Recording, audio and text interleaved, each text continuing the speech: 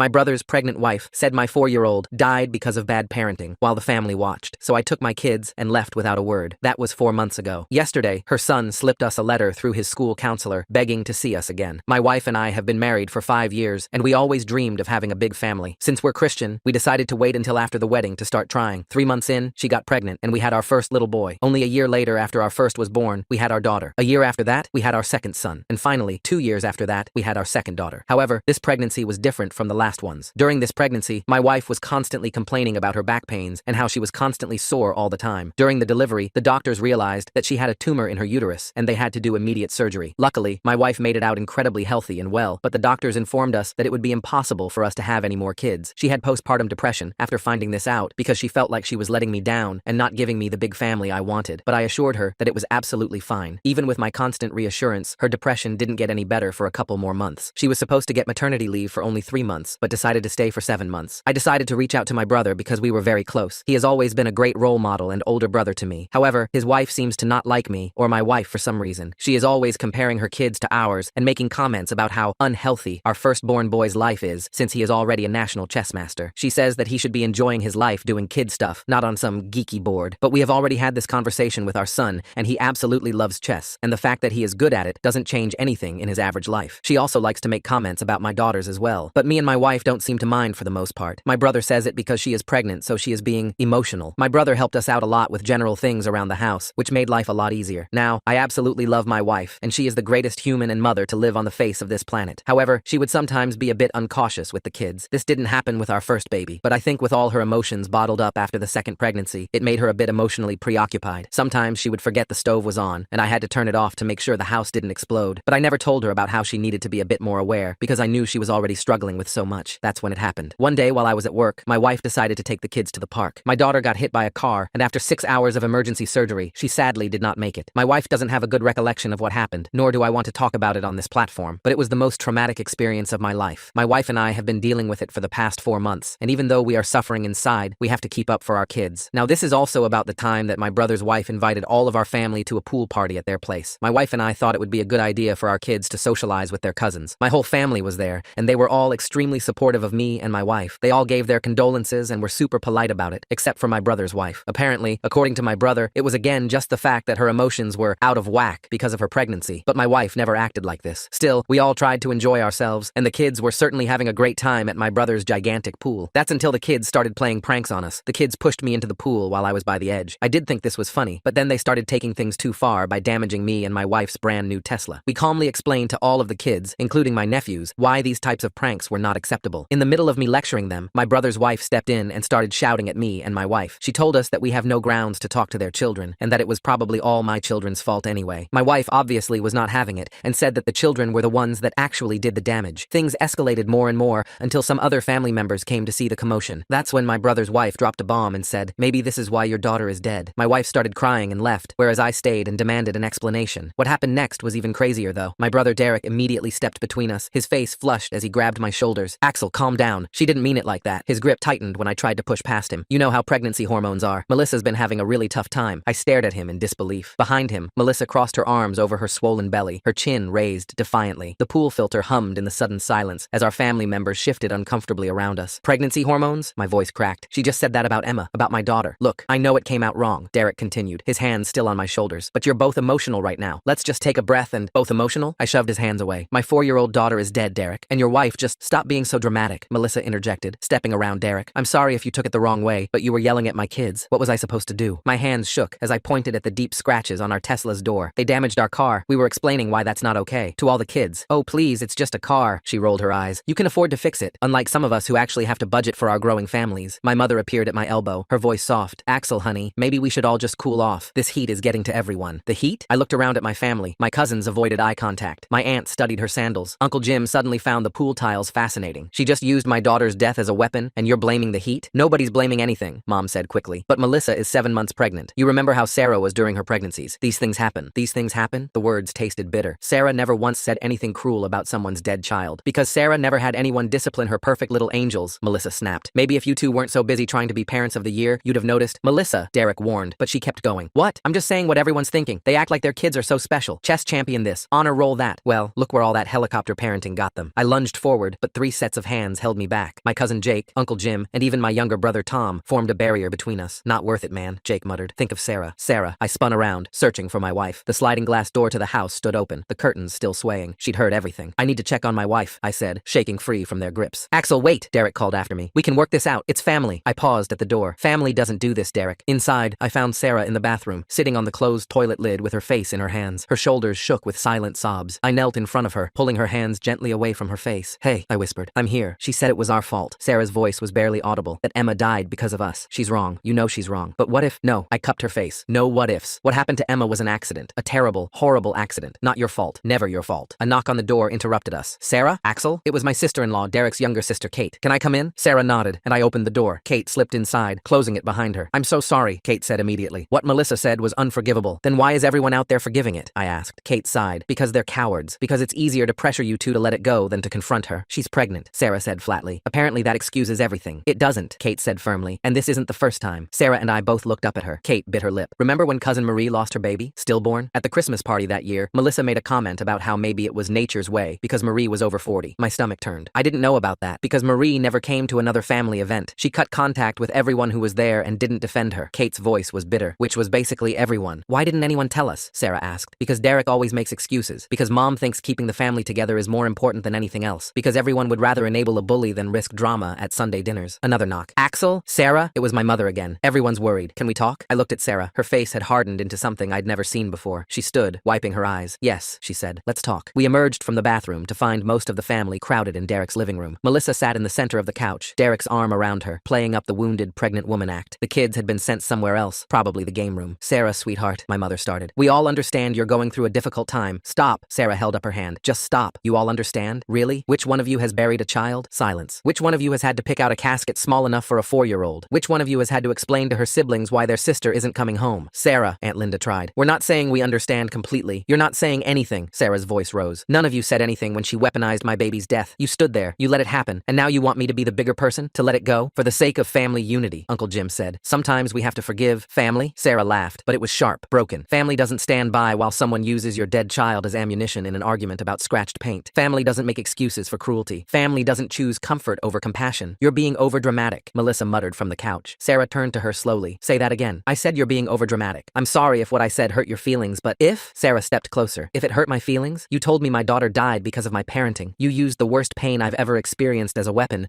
because you were mad about your kids being disciplined. I'm pregnant, Melissa said, as if that explained everything. I've been pregnant 4 times, Sarah shot back. Never once did hormones make me cruel. Never once did carrying a life inside me make me callous about another life lost. Everyone handles pregnancy differently, Derek interjected. Melissa's been having a really hard time. Stop, I said. Stop making excuses. Stop enabling her. Stop choosing her comfort over our pain. I'm not choosing anyone, Derek protested. I'm just saying we can all move past this. We're family. No, Sarah said quietly. We're not. Not anymore. The room erupted. Everyone talking at once, trying to convince us we were overreacting, being too sensitive, breaking up the family. Through it all, Melissa sat on the couch with a small, satisfied smirk. Enough! Sarah's shout silenced everyone. You want to know what breaks up a family? Standing by while someone attacks grieving parents, making excuses for cruelty, choosing to enable a bully rather than protect the vulnerable. She turned to face everyone. 4 months ago, I lost my daughter. Every day since then, I've woken up to a world that's missing her laugh, her smile, her little hands in mine, and I've survived it because I thought I had family who understood that pain, who would protect that sacred grief from being weaponized. Her voice broke. But you've shown me today that keeping Melissa comfortable is more important than keeping Emma's memory respected, that avoiding conflict matters more than standing up for what's right. Sarah, please, my mother tried again. Think of the cousins. The kids shouldn't suffer because the adults can't get along. The kids? Sarah's eyes flashed. You're worried about the kids? Where was that concern when Melissa said what she said in front of any child who might have been listening? What message does it send when they see cruelty excused because the cruel person is pregnant? No one answered. Sarah walked to where our children were gathered by the door, having crept back to see what the shouting was about. She knelt down to their level. Get your things, she said gently. We're going home. But Mom, our oldest protested. We were having fun. I know, baby. But sometimes we have to leave situations that aren't healthy, even when it's hard. As we gathered our belongings, the family continued their chorus of protests. Derek followed us to the door. Axel, come on. Don't do this. She didn't mean it. You know she didn't mean it. I turned to face my brother. That's the problem, Derek. I think she did mean it, and I think you know she meant it. But you'd rather we swallow our pain than confront your wife's cruelty. That's not fair. Fair? I laughed bitterly. Was it fair when she used our daughter's death against us? Was it fair when every single person in that room chose to protect her instead of us? We're not choosing sides. Yes, you are. You chose. And you chose her. We loaded the kids into the car. As I started the engine, my phone began buzzing with texts. Sarah's too. Family members trying to guilt us into returning, into apologizing, into letting it go for the sake of family peace. Sarah turned off her phone and stared out the window. They'll never understand, will they? No, I said. They won't. won't. I can't go back there, she whispered. I can't sit across from her at Christmas dinner and pretend she didn't say what she said. I can't watch everyone act normal while knowing they'd rather protect her than us. Then we won't, I said simply. We'll make our own holidays, our own traditions, with people who actually care about us. Sarah reached over and took my hand. I'm sorry, your family. They're not my family, I interrupted. Not anymore. Family doesn't do what they did today. As we drove away, I saw Derek still standing in the doorway, Melissa beside him with her hand on her belly and that same satisfied expression. The rest of the family had probably already moved on, convincing themselves that we'd cool down, that we'd come around, that family was more important than principles. They were wrong. That night, after the kids were asleep, Sarah and I sat on our back deck, the same deck where Emma used to play with her toy tea set, serving us imaginary cookies and telling us elaborate stories about her stuffed animals. I miss her so much, Sarah said. I know, me too. And now we've lost them too. Your family. I pulled her close. We haven't lost anything worth keeping. Anyone who could stand by while you were attacked like that, anyone who could make excuses for that kind of cruelty, they're not family. They're just people we happen to share DNA with. Your mom will probably call tomorrow, try to smooth things over. Probably. What will you say? I thought about it. That Melissa crossed a line that can't be uncrossed. That they had a choice between protecting grieving parents or enabling a bully, and they chose wrong. That we won't expose ourselves or our children to that kind of toxicity again. Sarah nodded against my chest. They'll say we're breaking up the family. The family broke itself when they chose comfort over compassion. We sat in silence for a while, listening to the night sounds. Somewhere in the distance, a child laughed, and we both tensed. Every child's laugh sounded like Emma's now. Every little girl with dark curls made our hearts skip. I keep thinking about what Kate said, Sarah murmured. About Marie, how she cut everyone off after they didn't defend her. Yeah, I used to think that was extreme. Now I understand. How can you sit across from people who watched you be attacked and did nothing? Who made excuses for your attacker? Who tried to make you the villain for not accepting the attack? You can't, I said simply. My phone buzzed again. Another text, this time from my mother. Please don't let this destroy our family. Think of what Emma would want. I showed it to Sarah. Her face hardened. She did not just invoke Emma to manipulate us into forgiving this. She did. Sarah grabbed my phone and typed back, Emma would want her memory respected. Emma would want her parents protected. Emma would want people to stand up to bullies, not enable them. Don't you dare use my daughter's name to guilt us into accepting abuse. She hit send before I could stop her. Not that I would have. I'm done, she said. Done trying to keep the peace. Done swallowing my pain so others can be comfortable. Done pretending that family means accepting any treatment because of shared blood. Good, I said, because I am too. The next morning arrived with a barrage of phone calls. I'd turned my phone to silent, but the screen lit up constantly with names I'd grown up trusting. Dad, Aunt Linda, Uncle Jim, even cousins who hadn't been at the party were suddenly involved, having heard some version of events that undoubtedly painted us as the unreasonable ones. Sarah sat at the kitchen table, stirring her coffee absently while our kids ate breakfast. Our oldest son kept glancing between us, clearly sensing something was wrong, but not quite understanding what had shifted in our world overnight. Are we going to see Uncle Derek today? He asked innocently. Sarah's hand stilled. I set down my own mug carefully. Not today, buddy, I said. We're going to have a family day, just us. But we were supposed to practice chess with cousin Tyler this weekend. The knife of that simple statement twisted. Tyler was Derek's oldest, and he'd been learning chess from our son. They'd formed a genuine bond over the game. Two kids who didn't care about adult complications. We'll figure something else out, Sarah said softly. Sometimes plans change. Our daughter, the younger one, looked up from her cereal. Is it because of what happened at the pool when everyone was yelling? Kids noticed everything. We'd tried to shield them, but they'd heard enough. Sometimes adults disagree about important things, I explained carefully. And sometimes we need space from each other to figure things out. Like when me and Jamie fight and Mom makes us go to different rooms, she asked. Something like that, sweetheart. My phone buzzed again. This time it was Derek. Axel, we need to talk. Man to man. Without the wives. I can come by this afternoon. I showed Sarah. She read it and shook her head. Without the wives, she repeated. Because clearly I'm the problem here. You're not the problem. You've never been the problem. I know that, but they don't. I typed back. There's nothing to discuss. Your wife crossed a line. You defended her. That tells me everything I need to know. His response was immediate. You're being stubborn. She's pregnant and emotional. You can't throw away family over one comment made in anger. One comment. As if those words hadn't been carefully chosen weapons. As if the cruelty hadn't been deliberate. Block him, Sarah said quietly. Please, I can't. I can't watch you have these conversations. It hurts too much. I blocked Derek's number. Then, one by one, I blocked the others who'd stood by and watched. Mom was the hardest. Her name sat there on my screen. Decades of memories attached to those 3 letters. But she'd made her choice yesterday. She'd chosen the easy path over the right one. The kids finished breakfast and scattered to their usual Saturday morning activities. Our son to his chess computer. Our younger daughter to her art supplies. Our middle child to his books. The house felt oddly quiet, without the usual prospect of family gatherings, cousin playdates, Sunday dinners. What do we tell people? Sarah asked. Our friends? The kids' teachers when they ask why the cousins don't pick them up anymore? The truth, that we've decided to distance ourselves from family members who don't respect us. They'll think we're overreacting, that we're those people who cut off family over petty drama. Let them think that. I reached across the table for her hand. We know the truth. Using our dead daughter as a weapon isn't petty. Standing by while it happens isn't drama. It's betrayal. Sarah's phone rang. Her mother this time. She'd been at the party but had left early, before the confrontation. Sarah stared at the screen, then answered, Hi, Mom. I could hear her mother's voice, concerned but measured. Sarah's face cycled through emotions as she listened. Yes, I heard what happened. No, Mom. She said our daughter died because of how we parent. I don't care if she's pregnant. Mom, stop. Sarah's voice hardened. If you're calling to tell me to forgive and forget, you can save your breath. What Melissa said was unforgivable, and the fact that Axel's family defended her tells me everything I need to know about their values. A pause. Her mother's voice rose slightly. Then they're wrong. wrong, Sarah said flatly. I'm not ruining the family. The family ruined itself when they chose to protect an abuser instead of the abused. Yes, I said abuser. Using someone's dead child against them is abuse, Mom. Another pause. I have to go, Sarah said. I love you, but I won't discuss this anymore. Either you support us or you don't, but I won't be convinced that we're wrong for protecting ourselves. She hung up and set the phone aside with shaking hands. She thinks we should reconcile for the children's sake. Everyone's very concerned about the children when it suits them, I said bitterly. Where was that concern for our children when Melissa attacked their dead sister's memory? The weekend passed in a strange bubble. No family texts about Sunday dinner plans. No cousins dropping by. No Derek showing up with his toolbox to help with house projects. The absence felt both liberating and suffocating. Monday brought new challenges. I walked into work to find several colleagues giving me strange looks. Word traveled fast in our interconnected world. Derek and I worked in the same industry, though different companies. We had mutual professional contacts. My coworker Benjamin approached me at lunch. Hey man, heard there was some family drama this weekend. You okay? I tensed. What did you hear? Just that there was some big blow up at Derek's place, that you and Sarah stormed out and are refusing to talk to anyone. The narrative was already being shaped. We were the unreasonable ones who stormed out, not the grieving parents who were attacked. There was an incident, I said carefully. Someone said something cruel about our daughter who passed away. We decided it was best to leave. Benjamin's face shifted. Oh man, I'm sorry. I didn't know it was about. I just heard you guys were being dramatic about some pregnancy hormones thing. Is that what Derek's telling people? He looked uncomfortable. I mean, I heard it third hand. You know how these things get twisted. But I did know. Derek was already controlling the narrative, minimizing what happened, making us the villains in a story where we were the victims. That evening, Sarah met me at the door with red eyes. The school called. Melissa showed up at pickup time for her kids and tried to take ours too. Said there must have been a miscommunication about carpooling. My blood ran cold. What did the school do? Followed protocol. She wasn't on the pickup list, so they didn't release them. But she made a scene, told the office staff that we were having family troubles and keeping the kids from their cousins out of spite. This is escalation, I said. She's trying to force contact through the kids. The principal wants to meet with us tomorrow to clarify the situation. We spent that evening drafting emails, documenting everything. The principal, Mrs. Catherine, was understanding when we explained the situation in broad strokes. We didn't detail Melissa's exact words. That pain was too private to share with strangers, but we made it clear that certain family members were no longer authorized for pickup. I understand family dynamics can be complicated, Mrs. Catherine said carefully. We'll make sure staff are aware of the updated list. Tuesday night, the doorbell rang at 9 p.m. Through the peephole, I saw my mother standing on our porch, holding a casserole dish, the universal peace offering of Southern families. Sarah looked at me. Your choice. I opened the door, but didn't invite her in. Axel, Mom started, her voice already thick with emotion. This has gone on long enough. I brought your favorite. Mom, stop. I held up my hand. A casserole doesn't fix this. I'm not trying to fix it with food. I'm trying to get my son to talk to me. We talked on Saturday. You made your position clear when you defended Melissa. I wasn't defending her. I was trying to keep the peace by sacrificing us. The words came out harder than intended. You were keeping the peace by telling us to accept someone using Emma's death against us. Mom's face crumpled. That's not. I would never. But you did. You stood there while Melissa said our daughter died because of our parenting, and your response was to remind us she's pregnant, as if that excuses cruelty. She didn't mean. Stop saying that! The words exploded out. Stop telling us what she meant. We heard what she said. We felt the intention behind it. And you're still here, days later, trying to convince us we misunderstood. Mom clutched the casserole dish tighter. I just want my family back together. Your family was never together, Mom. It was held together by people like Sarah and me swallowing our hurt and keeping quiet. By people like Cousin Marie disappearing rather than making waves. By victims staying silent so abusers could stay comfortable. Melissa isn't an abuser. She used our dead child as a weapon. What would you call that? Silence stretched between us. Down the street, a dog barked. Normal neighborhood sounds that felt surreal against this moment. I should have spoken up, Mom said finally, quietly. When she said it, I should have told her it was wrong. Yes, you should have. But I can't change that now. All I can do is try to fix this going forward. There's nothing to fix, Mom. The damage is done. Trust is broken. And honestly, I don't think it was ever really there. This just revealed what was always true, that keeping up appearances matters more than protecting the vulnerable. She started crying then. Real tears, not the manipulative kind. I don't want to lose you, either of you, or my grandchildren. You're not losing us. You're experiencing the consequences of your choices. There's a difference. What does that mean? It means we'll still exist. We'll still be your son and daughter-in-law, but we won't pretend that Saturday didn't happen. We won't sit at family dinners with Melissa. We won't expose our children to people who think their sister's death is fair game for cruel comments. So what? You'll just never come to family events again? Never let the cousins play together? The cousins can play together when their mother isn't around. Derek can bring them here or meet us at neutral locations. But Melissa is not welcome in our lives. Neither is anyone who continues to make excuses for her. Mom wiped her eyes. And if I can't accept that, then you're choosing her over us. Again. She left the casserole on the porch. I brought it inside after she drove away, and Sarah and I stood in the kitchen looking at it like it might explode. Your mom makes good casserole, Sarah said finally. She does. Doesn't make her a good person though.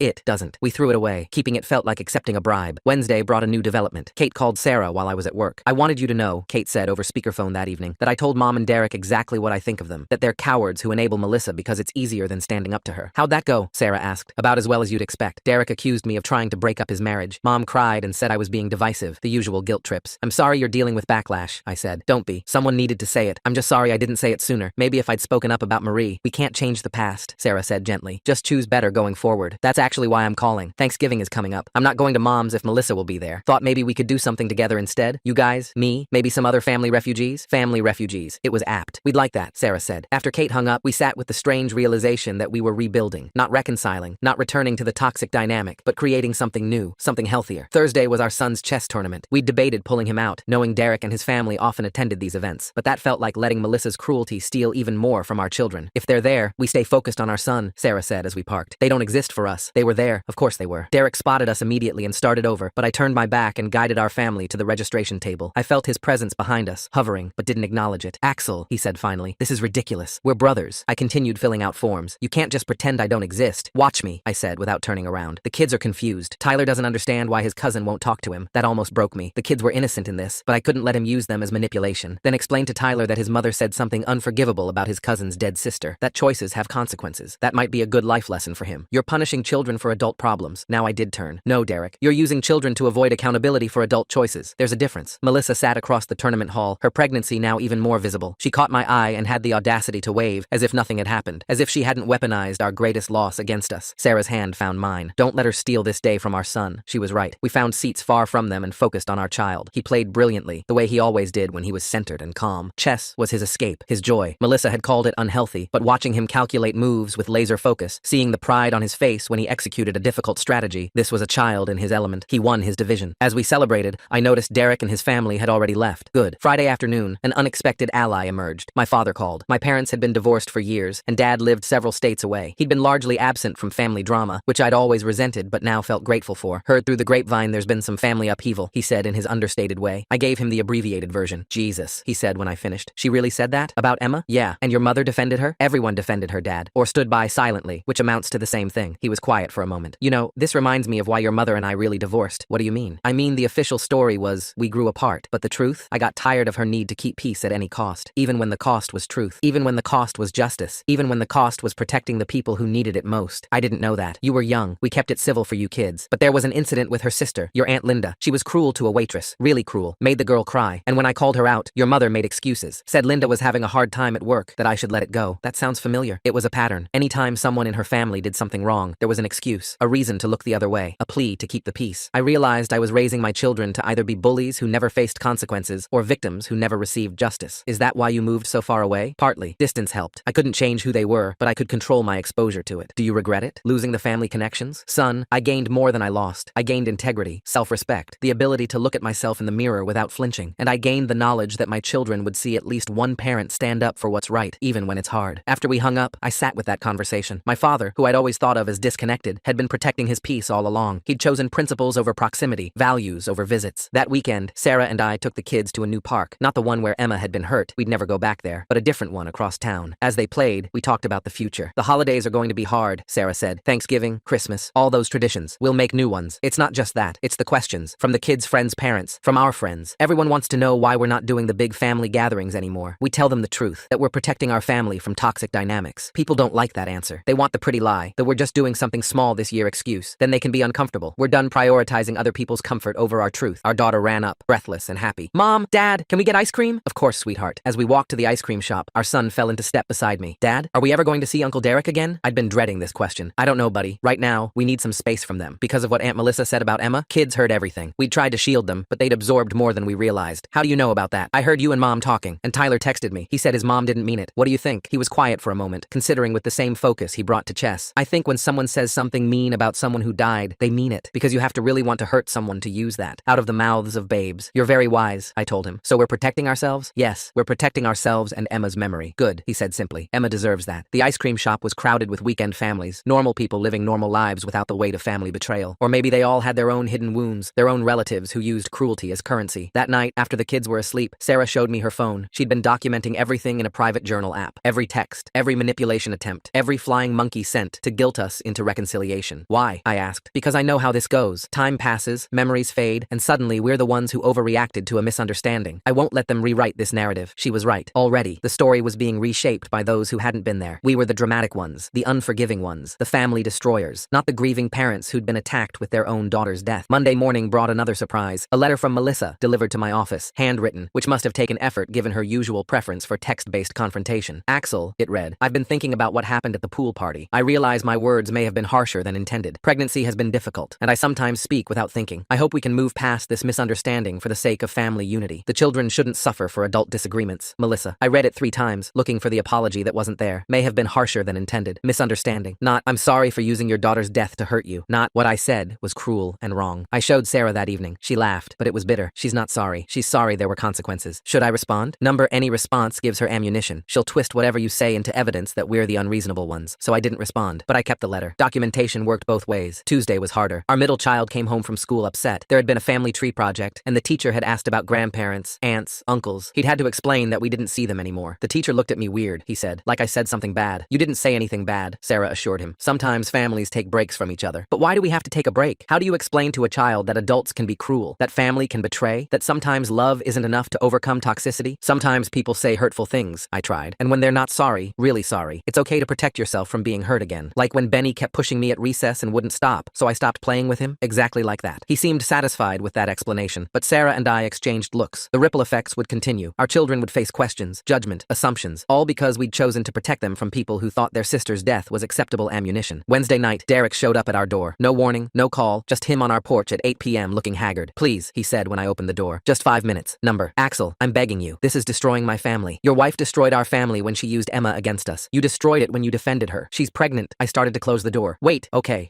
not the pregnancy excuse. I don't know what to do. Mom cries every day. Melissa and I are fighting constantly. Kate won't speak to us. The kids are confused and upset. This isn't what I wanted. What did you think would happen, Derek? That we'd just swallow that pain and show up for Sunday dinner like nothing happened? I thought you'd understand. That family meant more than one moment of anger. One moment? I laughed, but there was no humor in it. Derek, your wife has been cruel to us for years. Comments about our parenting, our children, our choices. We overlooked it all. But using our dead daughter as a weapon? That's not a moment of anger. That's calculated cruelty. She was upset about the car. Stop. Just stop. If you're here to make more excuses, leave. If you're here to genuinely apologize and acknowledge what happened, we can talk. But I won't stand here and listen to you minimize what she did. He stood there, mouth opening and closing like he wanted to say the right thing but couldn't find it. Because the right thing would require admitting his wife was cruel, that he'd chosen her cruelty over our pain, that he'd failed as a brother when we needed him most. I can't, he said finally. I can't say she was wrong. She's my wife, and I was your brother. Sarah was your sister-in-law. Emma was your niece. But you've made it clear where your loyalties lie. I closed the door. Through the window, I watched him stand there for another minute before walking back to his car. Part of me, the part that remembered teaching him to ride a bike, being his best man, celebrating his children's births, wanted to call him back. But the larger part, the part that was a father and husband first, knew that some bridges, once burned, couldn't be rebuilt. Thursday brought a call from an unexpected source. Marie, the cousin who'd lost her baby and disappeared from family events after Melissa's cruelty. Kate gave me your number, she said. I hope that's okay. Of course. I heard what happened, what Melissa said. I'm so sorry. Thank you. I wanted to call because I know what you're going through. Not the loss. I can't imagine losing a child who'd lived and laughed and been part of your world for years. But the family betrayal, that I understand. How did you handle it? Badly at first. I kept waiting for someone to reach out, to say they were sorry for not defending me, to acknowledge that what she said was wrong, but they never did, because acknowledging it would mean admitting they'd failed. And that family unity they prize so highly, it's built on the silence of people like us. Do you regret cutting them off? Number, I regret that it was necessary. I regret that they chose comfort over compassion. But cutting them off, that saved me. It let me grieve without having to pretend the people who enabled my attacker were safe. People think we're overreacting. People who haven't been through it always think that. They don't understand that some wounds are too deep for forgiveness, that some betrayals reveal who people really are. And once you see it, you can't unsee it. After we hung up, I found Sarah in Emma's room. We'd left it largely untouched, unable to face packing away her things. She sat on the floor, holding one of Emma's stuffed animals. Marie called, I said, sitting beside her. Yeah? I told her about the conversation. Sarah listened, tears sliding silently down her face. She's right, Sarah said finally. About the family unity being built on silence. How many times did we bite our tongues when Melissa said something cruel? How many comments did we let slide to keep the peace? Too many. And it escalated, because that's what happens when cruelty goes unchecked. It grows. We didn't know it would lead to this. Number. But we knew it was wrong, and we stayed quiet anyway, just like everyone else is staying quiet now. Friday was Halloween. We'd always done a big family trick-or-treat gathering, all the cousins together in coordinated costumes. This year, it was just us. The kids didn't complain, but I saw our oldest looking at photos from last year on his phone, all of them together. Emma in her little witch costume, beaming at the camera. You okay, buddy? I asked. Yeah, just remembering. It's okay to miss how things were. Do you think it'll ever be normal again? I think we'll find a new normal. Different, but still good. Without them? With people who truly care about us, who would never use Emma's memory to hurt us. He nodded, pocketing his phone. I think Emma would understand why we're protecting her memory. I think so too. That night, as we walked through the neighborhood, I noticed other families, intact, whole, taking photos and laughing. Were they really as happy as they seemed? Or were they too hiding wounds, staying silent to keep peace, enabling cruelty in the name of family unity? Our phones stayed mercifully quiet. Perhaps the family had finally accepted our boundaries, or perhaps they were planning their next approach. Either way, for tonight, it was just us. Our little family of 5 that should have been 6, making our own memories, protecting our own peace. Saturday morning shattered that peace. Sarah woke me early, her face pale. Look at this. She showed me her Facebook. Melissa had posted a long, dramatic status about family division and forgiveness and protecting children from adult conflicts. She didn't name us directly, but the comments made it clear everyone knew who she meant. Some people hold grudges over the smallest things, one aunt had commented. Pregnancy is so hard. People should be more understanding, wrote another. Breaking up family over words is just sad, Derek's friend had added. The narrative was being cemented. We were the grudge holders, the family breakers, the ones who couldn't forgive a pregnant woman's small mistake. Should I respond? Sarah asked. Number, let them show themselves. Let everyone see who supports using a dead child as a weapon. But it hurt. Seeing people we'd shared holidays with, whose children had played with ours, reduce our pain to pettiness. Seeing them rally around Melissa, while we grieved not just Emma, but the family we'd thought we had. My phone rang. Kate, did you see it? She asked without preamble. Yeah, I commented. Told them exactly what Melissa said. Used Emma's name and everything. Let them defend that publicly. Kate, you don't have to fight our battles. Yes, I do, because someone should have fought Marie's. Someone should have fought yours the moment Melissa opened her mouth. Silence is what lets this continue. Within an hour, Kate's comment had been deleted and she'd been blocked, but not before several people had seen it. My phone started buzzing with texts from peripheral family members who hadn't known the full story. Is that really what she said? One cousin asked. Why didn't anyone tell me? Wrote another. The narrative was cracking, but Melissa was in damage control mode. A new post appeared, this one about lies and exaggerations, and people trying to destroy a pregnant woman's reputation. She's really doubling down, Sarah said. She has to. Admitting what she really said would mean admitting she's the villain in this story. But the damage to their narrative was done. Some family members who'd been solidly in the keep the peace camp started reaching out privately, not to fully support us. That would require too much courage, but to express concern about what had really happened. We didn't engage. Their sudden interest in the truth after publicly supporting Melissa felt hollow. Where was this concern when we were being attacked? Where were these questions when we were being painted as the unreasonable ones? Sunday arrived with its absence of family dinner. Instead, we had a quiet morning at home. The kids made pancakes. We played board games. It was peaceful in a way our family gatherings had never been, without the underlying tension of waiting for Melissa's next cutting remark. I don't miss it, Sarah said suddenly, watching our kids laugh over a game. I thought I would, but I don't. It was always performative, always about maintaining an image rather than actually caring for each other. She was right. How many Sunday dinners had we endured Melissa's comments while everyone pretended not to notice? How many times had we comforted our children after she'd criticized their interests, their achievements, their existence, all for the sake of family unity that protected the cruel and silenced the hurt? That evening, my mother called again. This time, I answered. I saw Kate's comment before it was deleted, she said without preamble. Is that really what Melissa said about Emma? Yes. Silence. I didn't hear the exact words. I just heard shouting and came to see. By the time I got there, you were already leaving and Derek was saying it was pregnancy hormones, and you believed him without asking us, without checking what actually happened. I wanted to keep peace. You wanted to avoid conflict. There's a difference, Mom. Keeping peace would have meant addressing the person who broke it. You chose to pressure the victims instead because we're more likely to comply. I didn't think of it that way. Of course you didn't, because thinking of it that way would mean acknowledging your role in enabling abuse. Abuse is a strong word. What would you call using a dead grandchild as a weapon against grieving parents? Silence again. I failed you, she said finally. I failed Sarah. I failed Emma's memory. Yes, you did. Can you forgive me? Forgiveness isn't the issue, Mom. The issue is trust. You showed us that when we're vulnerable, you won't protect us. That when someone attacks us with our deepest pain, you'll make excuses for them. How do we trust you after that? I don't know, she admitted, but I want to try. I want to do better. Then start by holding Melissa accountable, publicly. Stop letting her control the narrative. Stop letting her paint us as the villains for protecting ourselves. Derek will be furious. Then Derek can be furious. His comfort isn't more important than our pain. I need to think about this. You do that. But while you're thinking, remember that every day you stay silent is another day you choose them over us. After I hung up, Sarah looked at me with something like hope. Do you think she'll actually do it? I don't know. Speaking up now, after publicly supporting them, would mean admitting she was wrong. That's hard for anyone, especially someone who's spent their life avoiding conflict. But at least she's finally hearing us. Maybe. Or maybe she's just trying to find a way to get us back in the fold without actually addressing what happened. Time would tell. Monday morning brought proof that Mom had made her choice. A Facebook post, carefully worded but clear. I've been reflecting on family dynamics and my role in them. I realize I've sometimes prioritized keeping peace over protecting people. When someone says something cruel, especially about a child who has passed, it's not hormones or stress, it's cruelty. And those of us who make excuses for it are complicit. I'm sorry to those I've failed by staying silent. I promise to do better. She didn't name names, but everyone knew. The comment section exploded. Derek accused her of betraying family. Melissa called her a troublemaker. Various relatives expressed shock that she would air family business publicly. But others, the quiet ones, the ones who'd been silenced before, started speaking up. Stories came out. Times Melissa had been cruel and the family had looked away. Patterns of behavior that had been ignored for years. It's like a dam broke, Sarah said, reading through the comments. All these people who've been hurt by her, finally feeling safe to speak up. My phone rang. Derek, your mother is destroying our family, he said without greeting. Melissa destroyed our family. Mom's just finally acknowledging it. This is your fault. You and Sarah, making a big deal out of nothing. Using our dead daughter as a weapon is nothing? She didn't mean... I hung up. We were past the point of these circular conversations, but the family reckoning continued. Kate called that evening, almost giddy. Did you see Aunt Linda's comment? She admitted that Melissa made her daughter cry at her wedding by criticizing her dress, and Uncle Jim's wife finally told the story about Melissa announcing her pregnancy at their daughter's graduation dinner. It's all coming out. Good, Sarah said. Let them all see what they've been enabling. But with revelation came retaliation. Melissa posted her own status, painting herself as a victim of a coordinated attack. Derek supported her, claiming people were ganging up on a pregnant woman. They announced they were taking a break from social media and family events for their mental health. Classic, Sarah muttered. Play victim when accountability comes knocking. But something had shifted. The family dynamic that had protected Melissa for years was crumbling. People were questioning why they'd stayed silent, why they'd prioritized her comfort over others' pain. Tuesday brought an unexpected visitor. Aunt Linda stood on our porch, looking uncomfortable but determined. I owe you an apology, she said when I let her in. When Melissa said what she said about Emma, I should have spoken up. I should have protected you both. Sarah studied her carefully. Why didn't you? Because I'm a coward, Linda said simply. Because speaking up would have made me a target. Because it was easier to let you bear the weight of her cruelty than to share it. And now? Now I realize that my silence made me complicit. That every time I let her cruelty slide, I enabled the next instance. I'm sorry. I'm so deeply sorry. It was the first real apology we'd received. Not qualified, not excused, just acknowledgement of failure and regret. I appreciate that, Sarah said carefully. But you understand why we can't just go back to how things were? I do. Trust is earned, and I haven't earned yours. But I wanted you to know that some of us see it now, see what we allowed to happen, and we're sorry. After she left, Sarah and I sat with the strangeness of it. The family wall of silence, once so impenetrable, was developing cracks. It doesn't change what happened, Sarah said. Doesn't bring Emma back into a world where her memory is protected. But maybe it prevents the next Marie, the next us. Wednesday was quiet. The social media storm had died down, replaced by an uncomfortable silence. Sides had been chosen. Lines had been drawn. The family that had once gathered for every occasion was now fractured into camps. Thursday brought news through Kate. Derek and Melissa are hosting Thanksgiving, making a big deal about keeping traditions alive and not letting division win. It's clearly a loyalty test. Let them test, I said. We already know where we stand. Mom's not going, Kate added. Neither are Linda or Jim's family. Looks like their guest list is getting smaller. Part of me, the part that remembered Derek teaching me to throw a football, being there when each of my kids was born, felt sad. But the larger part, the part that had watched him choose his wife's cruelty over our pain, felt nothing but resolve. Friday was the kids' school Thanksgiving program. We sat in the auditorium, watching our children sing songs about gratitude and family. The irony wasn't lost on us. Family isn't always blood, Sarah whispered, watching our son help a classmate with their costume. Sometimes it's the people who choose to protect you instead of hurt you. She was right. In losing the family we'd been born and married into, we were discovering something else. Friends who checked in regularly, parents from school who'd heard something had happened and offered support without prying, Kate, who called daily just to make sure we were okay. That weekend, we started planning our own Thanksgiving. Kate would come, along with Marie and her family, some friends who had nowhere else to go, a hodgepodge of people who understood that family was about more than shared DNA. It'll be different, Sarah said, making lists. Different isn't bad. Number different might actually be better. The kids were adjusting too. Our oldest had started teaching chess to kids at the community center. Kids who actually want to learn, he said pointedly. Our middle child had joined a book club. Our youngest was thriving in art classes. Without the constant subtle criticisms from Melissa, without the tension of family gatherings where they walked on eggshells, they were blooming. I think Emma would like this, our daughter said one evening, working on a painting. She always said Aunt Melissa was mean. Maybe she's happy we don't have to see her anymore. Out of the mouths of babes, again. As November progressed toward Thanksgiving, the family divide solidified. Derek and Melissa surrounded themselves with the relatives who still believed in keeping peace at any cost. We built something new with those who understood that some costs were too high. Mom called the night before Thanksgiving. I wanted you to know I'm not going to Derek's, she said. I'll be alone, but I can't sit at a table with someone who used my granddaughter's death as a weapon. You don't have to be alone, I found myself saying. We have room. Sarah looked at me, surprised but not disapproving. Are you sure? Mom's voice was small. I'm sure that Emma would want her grandmother to have somewhere to go on Thanksgiving. I'm sure that choosing right, even late, still matters. But I'm also sure that this isn't a clean slate. It's a chance to do better. I understand. Thank you. After I hung up, Sarah took my hand. That was kind of you. She's trying. Late, but trying. And maybe showing her what real family looks like will help her understand what we lost when she stayed silent. Maybe. Thanksgiving arrived crisp and clear. Our house filled with the smells of cooking and the sounds of chosen family. Kate arrived early to help cook. Marie brought her children, who played easily with ours. Friends filled in the gaps, creating a warmth that had nothing to do with obligation and everything to do with choice. Mom arrived last, carrying her famous sweet potato casserole and looking uncertain. Thank you for having me, she said quietly. Thank you for choosing to be here, Sarah replied. For choosing us. The meal was different from years past. Smaller in some ways, but richer. Conversation flowed without the underlying tension of waiting for Melissa's next barb. The kids laughed freely. Stories were shared without fear of judgment. This is nice, Mom said at one point, looking around the table. Different, but nice. Different can be good, our son said. Like in chess. Sometimes you have to sacrifice a piece to win the game. What piece did we sacrifice? Our daughter asked. The one that was hurting us, he said simply. Mom's eyes filled with tears. I'm sorry I didn't protect you, all of you, from that hurt. We know, Sarah said. But you're here now. That matters. As the evening wound down and guests started leaving, Mom pulled me aside. Derek called earlier while I was driving here. He wanted to know how I could choose them over him. What did you tell him? That I wasn't choosing sides. I was choosing right. He didn't understand. He might never understand. I know, and that breaks my heart, but not as much as knowing I failed you when you needed me most. She left with promises to do better, to be better. Time would tell if she could follow through. That night, as Sarah and I cleaned up, she paused by Emma's photo on the mantel. I think she would have liked today, she said. A house full of people who actually care about each other. No mean comments about her art, no comparisons to her cousins. Just love. Just love. We'd lost family. The kind you're born into. The kind you're supposed to be able to count on. But we'd gained something else. The kind of family you choose. The kind that shows up not because they have to, but because they want to. The kind that would never use a child's death as a weapon. The kind that understood some wounds don't heal just because someone demands forgiveness. The kind that knew protection sometimes looked like distance, and boundaries sometimes looked like walls. As we headed to bed, Sarah's phone buzzed. A text from a number she didn't recognize. Hi Sarah, this is Tyler. I know my mom said something bad about Emma. I'm sorry. I miss playing with my cousins. Maybe when I'm older we can be friends again. Sarah showed me the text, tears in her eyes. Derek must not know he sent this, I said. What do I say? The truth, that we miss him too, that none of this is his fault, that maybe someday, when he's older and can choose for himself, we'd love to see him again. She typed carefully, kindly, because the sins of the parents shouldn't fall on the children, because Tyler was a victim too, of a mother who used cruelty as currency and a father who enabled it. Send, she said, then turned off her phone. I can't handle any more tonight. As we lay in bed, the house quiet except for the sound of our children sleeping safely down the hall, I thought about the journey from that pool party to this moment. The pain was still there, the loss of Emma, compounded by the loss of family we'd thought we could trust. But there was something else too. Peace. The peace of knowing we'd chosen protection over politeness. The peace of knowing Emma's memory was safe from those who would weaponize it. The peace of knowing our surviving children would grow up seeing that some things matter more than keeping cruel people comfortable. I love you, I told Sarah in the darkness. I love you too, she replied, and I love the family we're building, the one Emma would be proud of. The weekend after Thanksgiving brought an unexpected development. Derek's oldest son Tyler showed up at our door Saturday morning, his bike leaning against our porch railing. Sarah and I exchanged shocked looks through the window. Tyler? I opened the door, scanning the street for Derek's car. Does your dad know you're here? The 13-year-old shifted nervously. He thinks I'm at the library, but I had to come. I need to talk to my cousin about something for the chess tournament next week. Sarah appeared beside me, her expression conflicted. The kid wasn't responsible for his mother's cruelty, but but having him here felt like crossing a line we'd carefully drawn. Tyler, we can't, I started. Please, he interrupted, his voice cracking. I know what my mom said about Emma. Dad told me I wasn't allowed to talk to you guys anymore, but it's not fair. None of this is fair. Our son had heard the doorbell and came running. He stopped short when he saw his cousin, hope and uncertainty warring on his face. Can Tyler come in? He asked quietly. Just for a little bit? Sarah and I had a silent conversation with our eyes. Finally, she nodded. 15 minutes. Then you need to go home before your parents realize where you are. The boys disappeared upstairs, and Sarah started pacing. This is going to cause problems. I know. Derek will accuse us of undermining his parenting. Probably. 20 minutes later, Tyler came back downstairs, looking lighter than when he'd arrived. Thank you, he said simply. I'm sorry about everything. You don't need to apologize for things that aren't your fault, Sarah told him gently. He left, and we held our breath, waiting for the inevitable explosion. It came 3 hours later. Derek's car screeched into our driveway, and he was at our door before the engine fully died. How dare you, he snarled when I opened the door. Going behind my back, encouraging my son to disobey me. We didn't encourage anything, I said calmly. He showed up. We let him talk to his cousin for 20 minutes. That's all. You had no right to what? Let two kids maintain a friendship despite adult problems? You're right. How terrible of us. Melissa emerged from the car, her pregnancy now in its final weeks. This is kidnapping, she announced dramatically. We could call the police. Sarah appeared behind me. Please do. I'd love to explain to them why you're trying to prevent cousins from speaking to each other. Maybe mention what you said about our dead daughter while we're at it. Melissa's face flushed. You're poisoning him against us. We didn't mention you at all, Sarah said. Believe it or not, everything isn't about you. Everything's been about you since your kid died, Melissa spat. Poor Sarah, poor Axel, everyone walking on eggshells. Get off our property, I said quietly. Now. Derek grabbed Melissa's arm. Let's go. No, I'm tired of them playing victim. Their daughter died because Sarah wasn't watching her properly, and somehow that's everyone else's problem. Sarah moved so fast I barely saw it. Not to strike Melissa, she'd never give her that satisfaction, but to pull out her phone and start recording. Say it again, Sarah said, her voice deadly calm. Tell everyone how our daughter's death is our fault. Let everyone see exactly who you are. Melissa realized her mistake. The few neighbors who were outside had stopped to watch. Mrs. Patterson from across the street had her own phone out. Turn that off, Derek demanded. Public property, Mrs. Patterson called out. You're making quite the scene. Derek dragged Melissa back to their car, but she couldn't resist one last shot. This is why nobody wants you at family events anymore. You're exhausting. Nobody wants us? Sarah laughed, but it was sharp. Check your Thanksgiving guest list again. They peeled out, leaving tire marks on our driveway. Mrs. Patterson walked over, shaking her head. I recorded the whole thing, she said, in case you need it. That woman is vile. The video was on social media within hours, not posted by us. We had no interest in that drama, but Mrs. Patterson's daughter who'd been visiting. The court of public opinion was swift and harsh. Melissa's carefully crafted image of the victimized pregnant woman crumbled as people watched her attack grieving parents in their own driveway. Mom called that evening. I saw the video. I'm so sorry you had to deal with that. Tyler just wanted to see his cousin, I said tiredly. I know. Derek called me ranting about boundaries and respect. I told him the only disrespect I saw was from his wife. How'd that go? He hung up on me, but I'm done enabling him. Watching that video, seeing how she spoke to you both, I'm ashamed I ever defended her. Sunday brought a grief support group meeting. We'd started attending a month ago, finding solace among other parents who understood the weight of loss. As we settled into our usual seats, a familiar face caught my eye. Marie sat in the corner, tissues clutched in her hand. After the meeting, she approached us. I hope it's okay I'm here. I know it's been years since my loss, but seeing you two stand up to the family, it brought everything back. Grief doesn't have an expiration date, Sarah said, hugging her. I've been in therapy, Marie admitted, working through not just the loss, but the betrayal. My therapist says the family trauma might actually be harder to process than the grief itself, because death is final, I said, but betrayal is a choice people make every day. That afternoon, Kate texted with news. Derek and Melissa's baby had arrived early. A little girl. The family was buzzing with the standard congratulations and hospital photos. Do we say anything? Sarah asked, looking at the announcement. We wish the baby health and happiness, I decided. The child isn't responsible for her parents. We sent a simple card to the hospital. No return address. It was the decent thing to do, even if they didn't deserve decency. Monday's mail brought a surprise. Tyler had written us a letter, his handwriting careful and deliberate. Dear Uncle Axel and Aunt Sarah, it read. Thank you for letting me visit. I know it caused problems and I'm sorry. Mom and Dad are really mad, but I don't care. You were always nice to me and I miss being a family. I think about Emma a lot. She was really funny and always shared her candy with me. I'm sorry my mom says mean things. I told her it was wrong, but she said I don't understand because I'm a kid. But I think kids understand better sometimes. Love, Tyler. Sarah cried reading it. That poor boy. He's going to be okay, I said. He sees the truth. That's more than a lot of adults in our family can say. Tuesday was the anniversary of Emma's first day of preschool. We've been dreading it. Another milestone she'd never repeat. But instead of staying home and drowning in grief, we took her favorite flowers to the children's hospital where she'd spent her final hours. The nurses remembered us. We think of her often, one said softly. Such a bright light. We donated some toys in Emma's memory, watched sick children's faces light up, and found a strange peace in bringing joy where she'd left us. Wednesday afternoon, our son won his chess tournament. As he held his trophy, scanning the crowd, I saw the moment he realized Tyler wasn't there. The slight dimming of his smile broke my heart. Tyler would be proud, I told him. I know, he said. I just wish he could be here. Sometimes loving someone means accepting you can't be in their life the way you want to, Sarah said gently. But that doesn't make the love less real. Thursday brought another confrontation. Melissa's mother, who'd been out of state during the pool party incident, showed up at Sarah's workplace. Security had to escort her out after she caused a scene, screaming about false accusations and family destruction. She actually said we made the whole thing up, Sarah told me that evening. That Melissa would never say something so cruel, even with multiple witnesses. Apparently we've all been brainwashed or bribed or something. The mental gymnastics were impressive. Friday was quiet, too quiet. The calm before whatever storm Derek and Melissa were planning. We'd learned their patterns. When caught in wrongdoing, they'd retreat, regroup, then attack from a new angle. Saturday morning, the new angle revealed itself. A process server knocked on our door, handing me an envelope. Derek and Melissa were suing us for defamation, emotional distress, and alienation of family affection. They're actually suing us? Sarah stared at the papers in disbelief. For telling the truth about what she said, I muttered, reading through the complaint. They're claiming the video Mrs. Patterson posted has damaged Melissa's reputation and caused her postpartum depression. Her reputation was damaged by her own mouth, Sarah said. We spent the weekend consulting lawyers, documenting everything, preparing for a battle we'd never wanted. The family group texts exploded with drama. Some supported Derek Derek and Melissa, claiming we'd gone too far. Others were appalled they'd involved lawyers and family matters. Kate called Sunday night. Mom's beside herself. She's threatening to testify on your behalf about all the things Melissa said over the years. She'd do that? She's furious. Said if Derek wants to play legal games, she's got a list of witnesses to Melissa's cruelty going back a decade. Monday, we met with our lawyer, a sharp woman named Catherine who'd handled family disputes before. She reviewed everything. The videos, the texts, the documentation Sarah had been keeping. They don't have a case, Catherine said bluntly. Truth is an absolute defense to defamation, and multiple witnesses heard her say those exact words about your daughter. If anything, you have grounds for a harassment suit against them. We don't want to sue anyone, Sarah said. We just want to be left alone. Sometimes the best defense is a strong offense, Catherine advised, but that's your choice. Tuesday's mail brought letters from family members, some supportive, some not. Uncle Jim wrote that while he disagreed with the lawsuit, he thought we should have handled things privately. Aunt Linda sent a long letter detailing every cruel thing Melissa had said to her over the years, offering to testify if needed. It's tearing the whole family apart, Sarah said, reading through them. It was already torn, I reminded her. This just made it visible. Wednesday, our kids came home from school with questions. Apparently, Tyler had been pulled from activities he shared with classmates who knew our children. The chess club, the science fair team, anything that might put him in contact with his cousins. Why can't we see Tyler anymore? Our daughter asked. Did we do something wrong? No, sweetheart. Sometimes adults make choices that hurt kids, even when the kids didn't do anything wrong. That's stupid, she declared with the clarity only children possess. Yes, Sarah agreed. It is. Thursday brought a development none of us expected. Derek showed up alone, looking haggard. I almost didn't open the door, but something in his expression stopped me. I'm not here to fight, he said quickly. I need to talk, please. Against my better judgment, I stepped onto the porch, closing the door behind me. You're suing us, Derek. What could we possibly have to talk about? That was Melissa's idea. Her mother's, actually. They're convinced you're trying to destroy our family. We're trying to protect ours. He slumped against the porch railing. Tyler won't talk to me. He says I'm a coward for not standing up to his mother. My own son thinks I'm a coward. Aren't you? The words hung between us. Derek flinched, but didn't deny it. I know what she said was wrong, he admitted quietly. I knew it the moment the words left her mouth. But she's my wife, the mother of my children. What was I supposed to do? Protect the victims instead of the bully. Tell the truth instead of making excuses. Choose right over easy. Easy? He laughed bitterly. You think any of this has been easy? My marriage is falling apart. My son hates me. My mother barely speaks to me. The baby won't stop crying, and Melissa just gets angrier and angrier. That's not our fault, Derek. I know, he said, and for the first time since the pool party, he sounded like my brother again. I know none of this is your fault. Emma dying wasn't your fault. Melissa saying what she said wasn't your fault. Me being too weak to stop her. That's on me. So drop the lawsuit. I can't. Melissa's mother hired the lawyer. If I back out now, he trailed off. If you back out now, what? Melissa will be angry. She's already angry. You'll have marital problems. You already have them. You'll have to choose between your wife and your integrity. That choice was made at the pool party. He left without another word, but I saw him sit in his car for 10 minutes before driving away. Sarah had watched from the window. Do you think he'll do the right thing? No, I said honestly, but at least he knows what the right thing is. That's more than I expected. Friday, our lawyer called. They want to settle. Drop the lawsuit in exchange for a mutual no-contact agreement. We're already no contact, Sarah pointed out. This would make it legally binding. Neither party contacts the other, including through third parties or social media. Violation would result in legal consequences. What about the kids? Tyler? The agreement would include minors until they reach 18. Sarah and I discussed it that evening. It felt like defeat, letting them use the legal system to enforce what their cruelty had created. But it also meant protection, a paper shield against future harassment. Emma would want us to be safe, Sarah said finally, even if it means making it official that her cousins can't see each other. Saturday, we signed the papers. It was done. The family that had once gathered for every holiday, every birthday, every celebration was now legally mandated to stay apart. The lawyer said these agreements rarely held up if both parties decided to reconcile, but we knew that would never happen. Some bridges, once burned, left too much ash to rebuild. Sunday was Emma's birthday. She would have been 5. We visited her grave as a family, bringing her favorite flowers and new toys that we'd donate to the hospital later. Our surviving children had written her letters, which they read aloud in voices that trembled but didn't break. I got an A on my science project, our middle child read. You would have liked it. It was about butterflies. I won the chess tournament, our oldest added. I used the move you always said looked like a horsey dance. I painted you a picture, our youngest said, placing a colorful canvas against the headstone. It's our family, and you're the sun, because you're watching over us. Sarah and I held each other as our children talked to their sister, updating her on their lives, telling her they missed her, promising they remembered her always. It was heartbreaking and healing at once. That evening, as we drove home, our son asked, do you think Emma knows about everything that happened? I think Emma knows we protected her memory, Sarah said, that when someone tried to use her against us, we stood up and said no, that's what matters. And we found out who really loves us, our daughter added with that startling wisdom children sometimes possess, the people who stayed. Monday morning came with its usual routine, school lunches, work emails, the rhythm of life continuing despite the legal documents that officially severed our extended family, but something had shifted. The constant anxiety of waiting for the next attack was gone. The legal agreement, cold and formal as it was, provided closure. It's really over, Sarah said, as we watched the kids get on the school bus. The conflict is over, I corrected. The grief, the growth, the healing, that continues. But without them making it harder,